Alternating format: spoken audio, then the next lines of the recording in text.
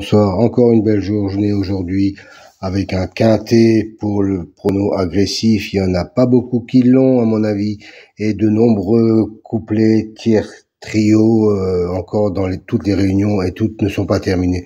Je vous ai pas tout mis les couplets etc. C'est trop fastidieux à faire. Vous pouvez contrôler de vous-même. Chers amis, je me répète, mais pensez à liker, c'est important pour le référencement. Sinon, je vais pas pouvoir continuer si je reste avec mes 300-400 abonnés. Chers amis turfistes, bonsoir. Si le cœur vous en dit, vous pouvez faire un don sur PayPal à cette adresse à cheval parieur. Et si vous estimez bien sûr que mes pronostics et ma chaîne vous donnent de bons résultats. Car en effet, je ne gagne pas d'argent sur YouTube tant que je n'ai pas au moins 1000 abonnés. C'est pas pour demain. Pour les explications sur les colonnes et les couleurs, veuillez vous reporter à la fin de la vidéo. Toutes les explications vous seront données.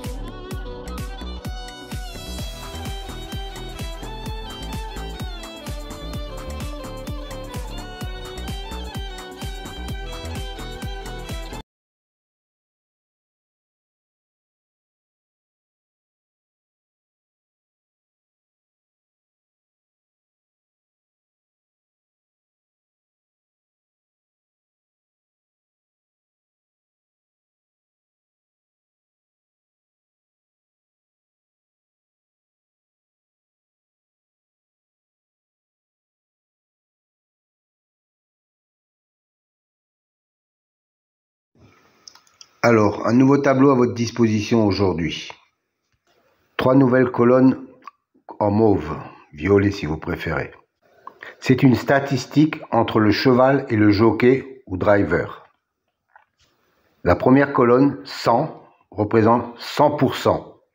100% d'association entre le cheval et le jockey. La deuxième colonne, 2, représente le nombre de fois qu'ils ont couru ensemble et le nombre de fois où associés ils sont arrivés dans les 3 premiers. Voilà, cette statistique me semble intéressante pour savoir s'il y a vraiment une concordance entre le cheval et le jockey driver. Petite piqûre de rappel concernant les colonnes vertes et bleues.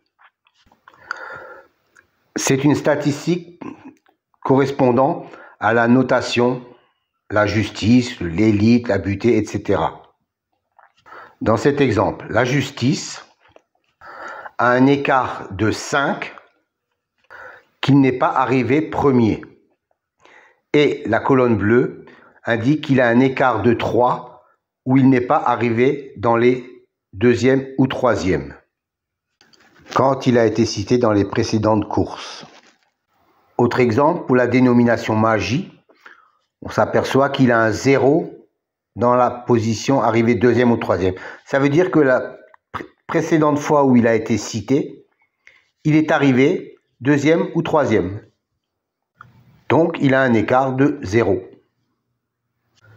Encore un petit rappel pour les nouveaux. Je sais qu'ils sont nombreux chaque fois. Les dénominations de la numérologie, par exemple, pour la colonne réalisation, la justice, 45%, 20%, 20% et 5%. Que cela signifie-t-il? Ça veut dire que chaque fois qu'un cheval a la même numérologie que le mot justice, dans 45% des fois où il est cité, il arrive dans les 5 premiers. 20% de fois, il arrive dans les 3 premiers, 20% de fois il arrive 4e et 5% de fois il arrive 5e. Voilà à quoi correspondent ces chiffres. À savoir que les statistiques entre le cheval et le jockey datent des 3 derniers mois et seront réactualisées au fur et à mesure.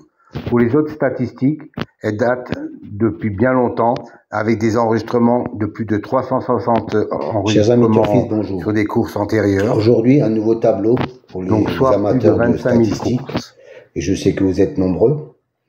Une colonne en vert et une colonne en bleu. La première colonne en vert vous donne l'écart pour l'intitulé, par exemple, Destin, qui est une bonne cote à 35% de réussite sur l'intégralité des 5 premières places et 22% sur la première place.